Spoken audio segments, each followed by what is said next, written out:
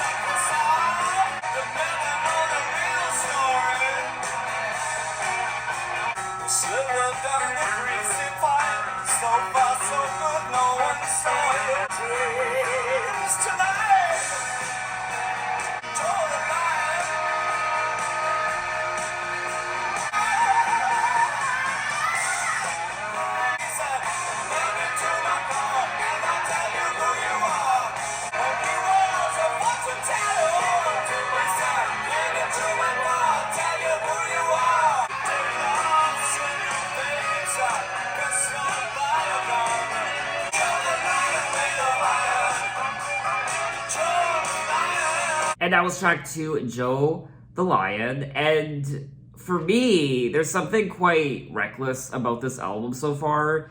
Noisy and reckless, and I am quite enjoying it. It's one of those albums you listen to when you're a teenager and your dad is screaming at you through the noise, shouting at you to turn off that racket. Oh, you're listening to that hooligan David Bowie again. Turn down that garbage. It's kind of like when I grew up in the 90s and the early 2000s when, in particular, my dad had to put up with the boy bands and the pop stars and the pop girl groups of the time. I wonder if it was similar in the 70s, how parents had to put up with David Bowie and other similar artists like him. Joe the Lion went to the bar, a couple of drinks on the house, and he said, "Tell you who you are if you nail me to the car." Okay. You slithered down the greasy pipe. So far, so good. No one saw you hobble over any freeway. You will be like your dreams tonight. You get up and sleep. Joe the Lion made of iron. Joe the Lion went to the bar. I mean, when I think of a lion, I think of power. I think of fierceness. I think of dominance and not letting people control you and look down to you. You are the king of the jungle. It's also interesting when he says, "Nail me to the car. Tell you who you are." Now, I could be reaching here, but nail me to the car, nail me to the cross. Jesus Christ was nailed to his cross, the crucifix. So I don't know if there's some sort of religious symbolism happening in the song. Joe the Lion has been seen as reflecting David's struggle to overcome the emotional numbness that appeared to permeate his previous album, Low. It also says that the track is in part a tribute to performance artist Chris Burden, who is famous for having himself crucified to a Volkswagen in 1974, and for having an assistant shoot him in the arm at an art gallery. I have never heard of Chris Burden before. He was an American artist working in performance, sculpture, and installation art. This album so far definitely has a different vibe than his prior album, Low. So let's move on to track 3, Heroes.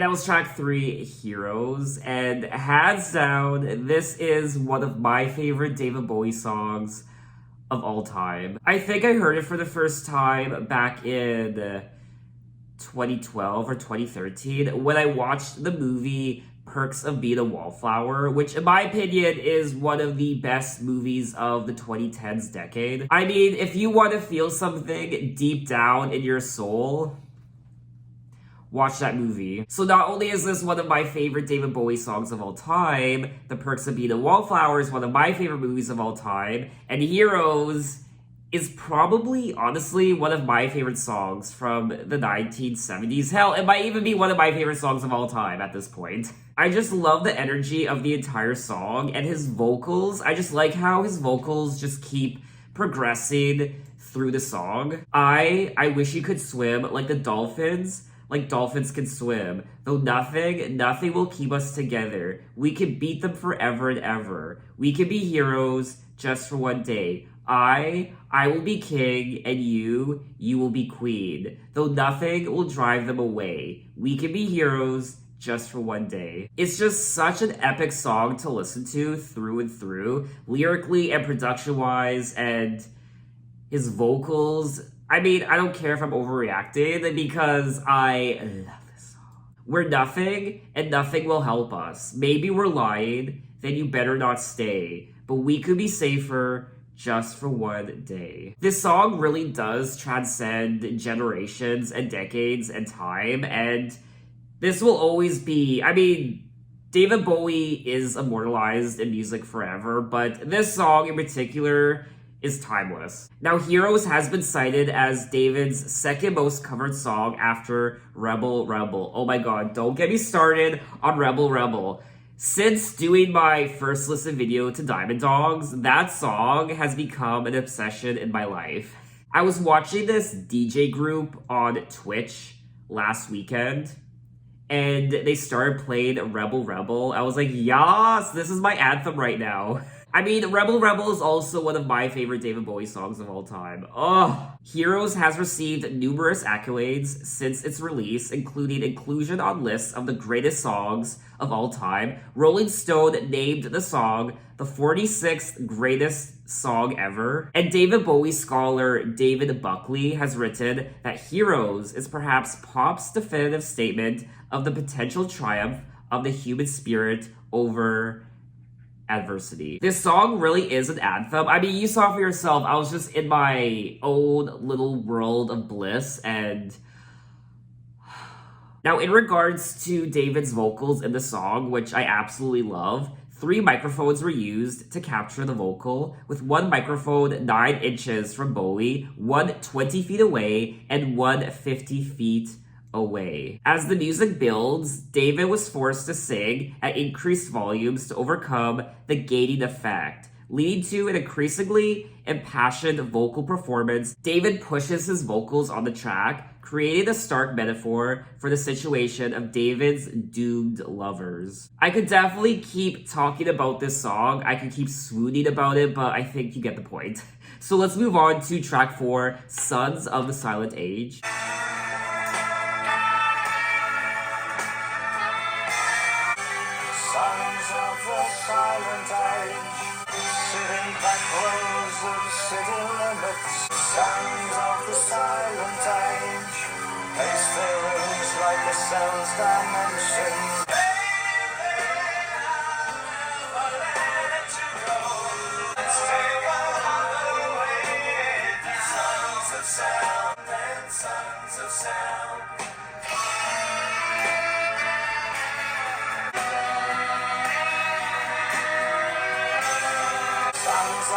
Silent age, dropping bars that cry only once. Won't they just glide in and out of life? Baby, I won't ever let you go. Oh, baby, I won't ever let you down. Despite all the way, sons of sound, sons of sound.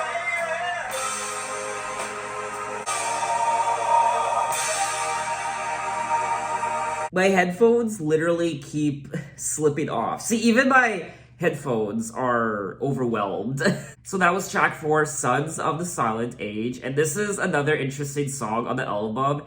His vocals in particular remind me of his earlier work from the early 70s. And overall, the song reminds me of his more experimental work from early in his career. I also quite enjoyed the harmonies on this track. Sons of the Silent Age stand on platforms, blank looks, and no books, sit in back rows of city limits, lay in bed, coming and going on easy terms, pace the rooms like a cell's dimensions. I mean, we are definitely returning to cryptic David Bowie lyrics that we experienced earlier in his career. I can't stand another sound, let's find another way in, sons of sound, baby, baby, baby, fire away. I really have no idea what he's singing about. Now, like I said earlier in the video, David himself indicated that Sons of the Silent Age could, at one stage, have been the title for the album rather than Heroes. The lyrics have been interpreted as a third-person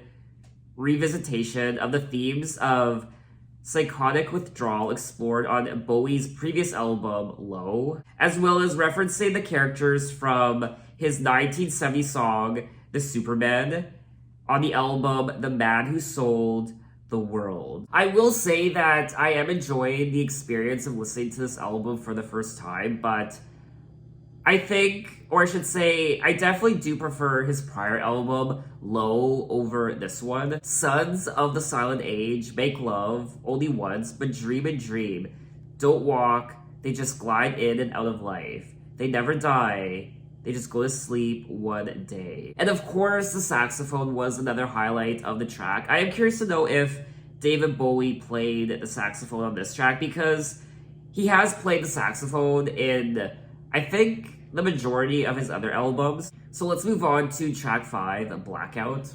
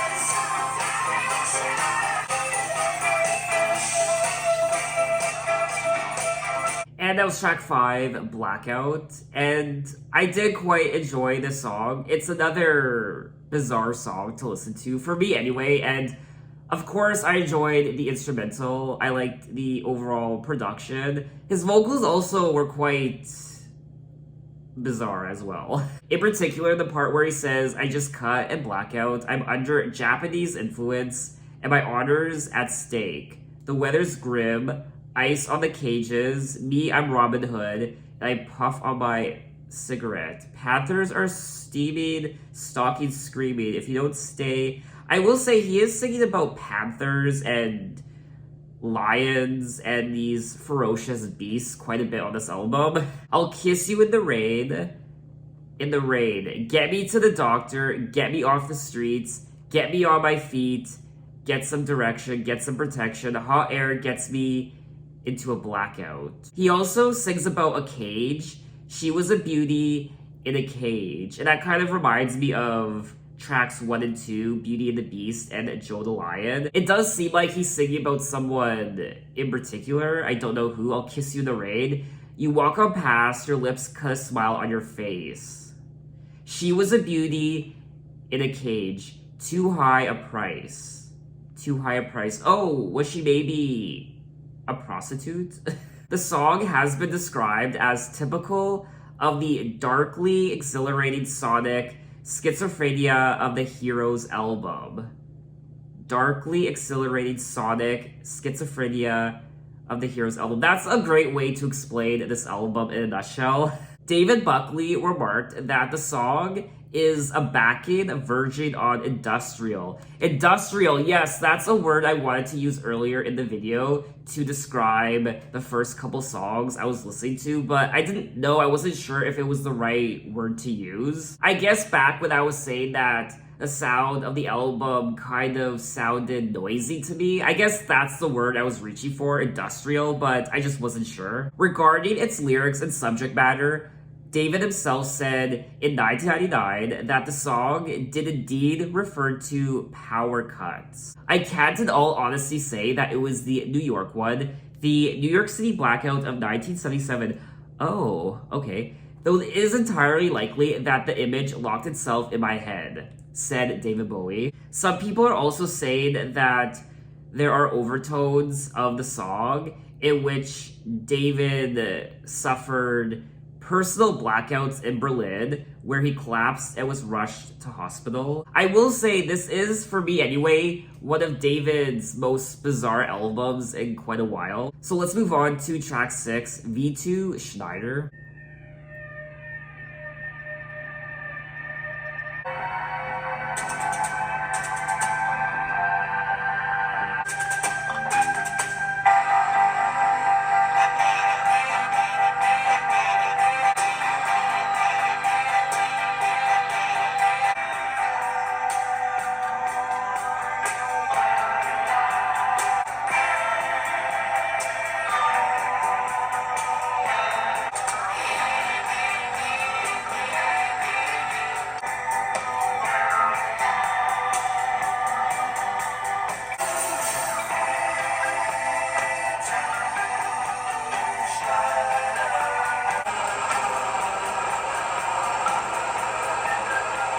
And that was track 6, V2 Schneider, and this track was purely instrumental, just like quite a few of his songs from the prior album, Low, with the exception of the lyrics for V2 Schneider, which he repeats twice. Another song on the album where the instrumental was quite chaotic and bizarre, but I still quite enjoyed the track. It does say here that the song is a tribute to Florian Schneider, co-founder of the band Kraftwerk, whom David acknowledged as a significant influence at the time. The title also referenced the V2 rocket, the first ballistic missile which had been developed for the German army during World War II, and whose design and engineers played a key role in the American space program. And also, David Bowie did perform the saxophone in this song, so that leads me to believe that he did perform the saxophone in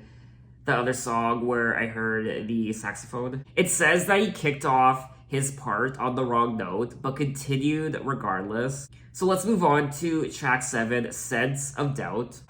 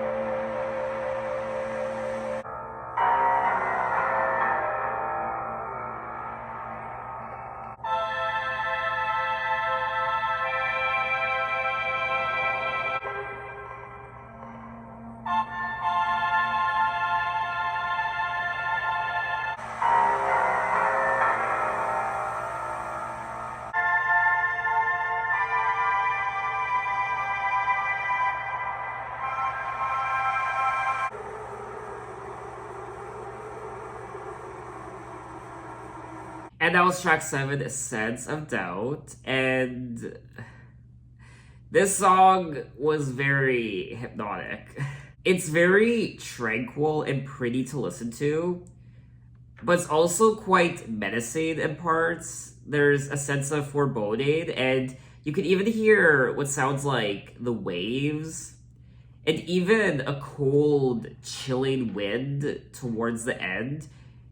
It feels like you're alone on top of a cold mountaintop. In particular, the ending, it's quite chilly. It reminds me of a cold, dark winter blizzard in December. And believe me, I've had to walk through quite a few of those in my lifetime.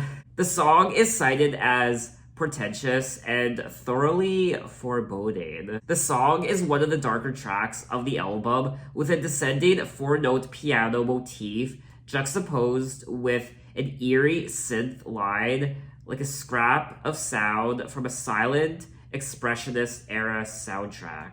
I imagine, depending on who the person is who listens to the song, it's going to sound different to each person. Like I told you, the ending of the song in particular reminded me of a cold, dark winter blizzard, or being on top of the highest mountain peak. I mean, this album is quite darker than his prior album, Low. But let's move on to track 8, Moss Garden.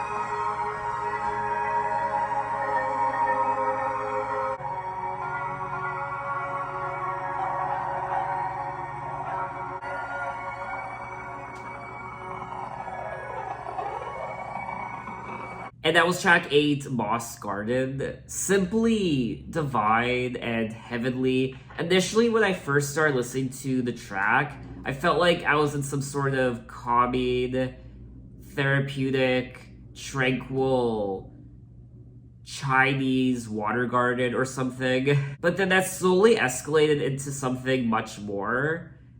I felt like,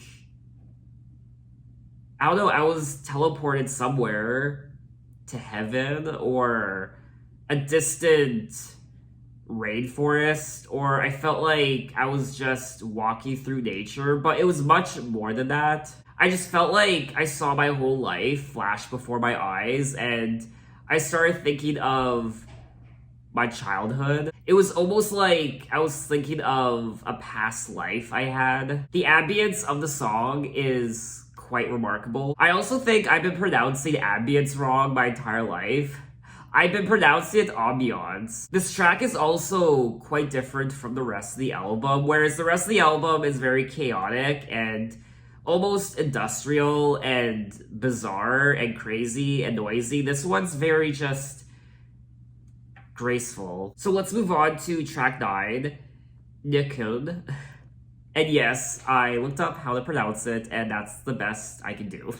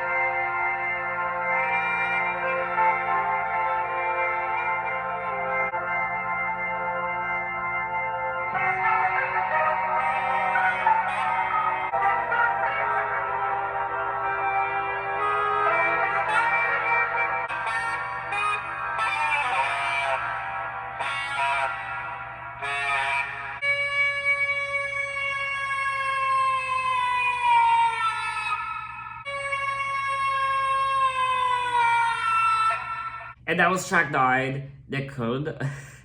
And I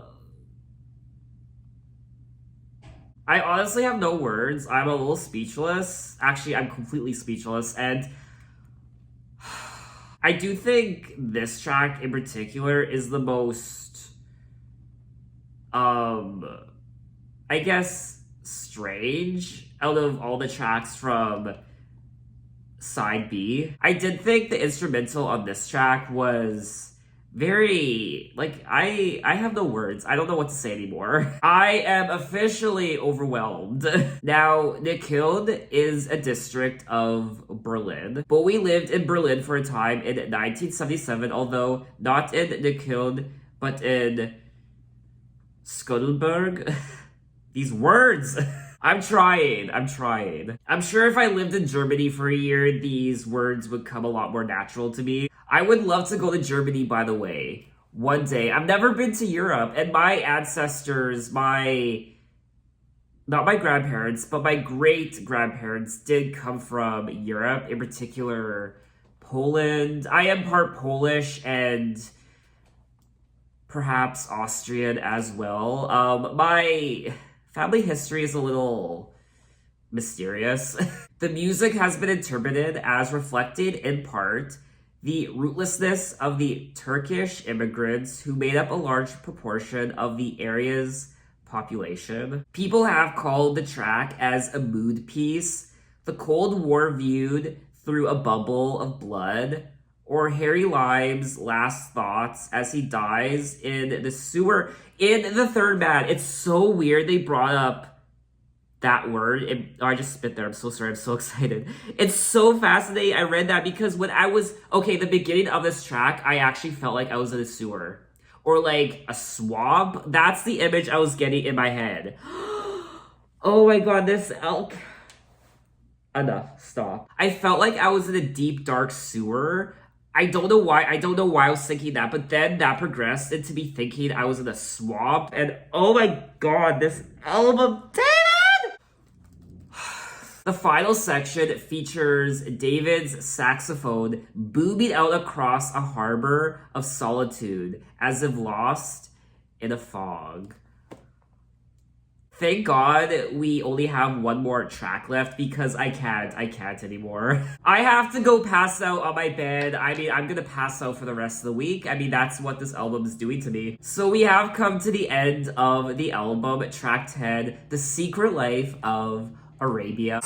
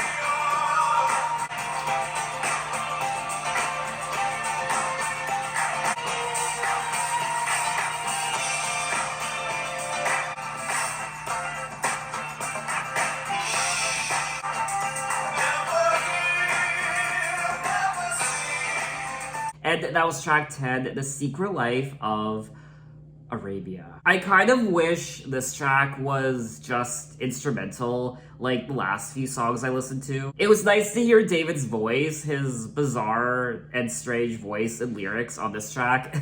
The Secret Life of Arabia, secrets never seen, secrets evergreen. I was running at the speed of life through mornings, thoughts, and fantasies, and I saw your eyes at the crossfades. The Secret Life of Arabia. You must see the movie The Sand in My Eyes.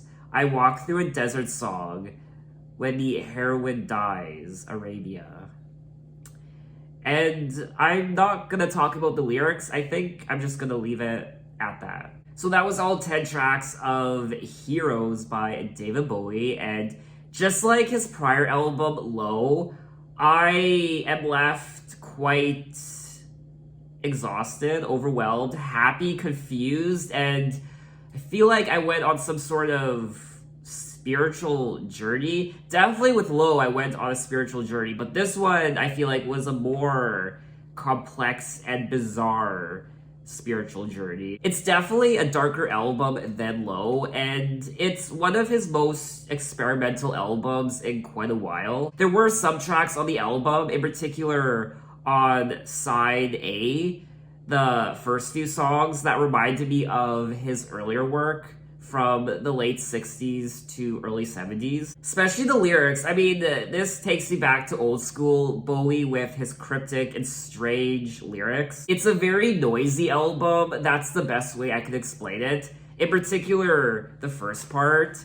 It's very industrial to me, and just lots of things being thrown at your eardrums. But then we get into side B, the second part of the album, with the ambient music, and once again, just like Low, it took me to a different dimension. And these tracks, the ambient ones, are very much individual, I think, to the person listening to them. So I told you what I was thinking and seeing when I was listening to those tracks, and I imagine it will differ from person to person. You just kind of go on your own journey listening to those tracks, and it was very, very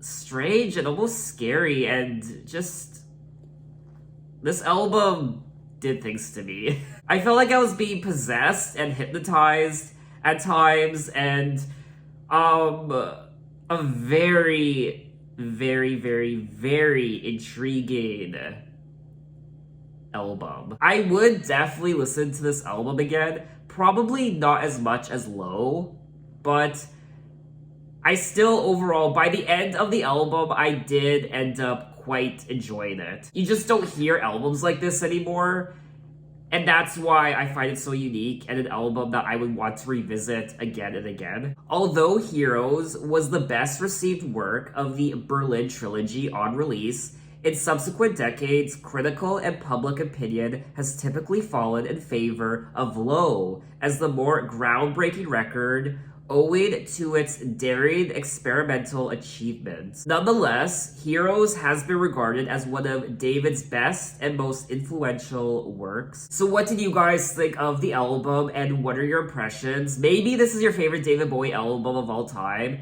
but in particular, tell me which album out of his Berlin Trilogy is your favorite. I know I haven't listened to Laundry yet. Maybe this is your favorite out of the three. Maybe it's your least favorite. As of right now, Heroes is my second favorite out of the Berlin Trilogy, and Low is my first favorite. The title track, Heroes, initially unsuccessful as a single, really, remains one of David's best known and acclaimed songs. So I think that's all I have to say on the album. It was an experience. It was an experience. So in my next David Bowie video, we'll be moving on to part 3 of the Berlin Trilogy, Launcher, from 1979. Oh, so it looks like this album came out 2 years after Heroes. I'm very excited for that, so thanks for watching, guys. You can find me on Instagram, you can find me on Twitter, you can message me, you can say, hey, how are you? And I'll see you next time. Take care.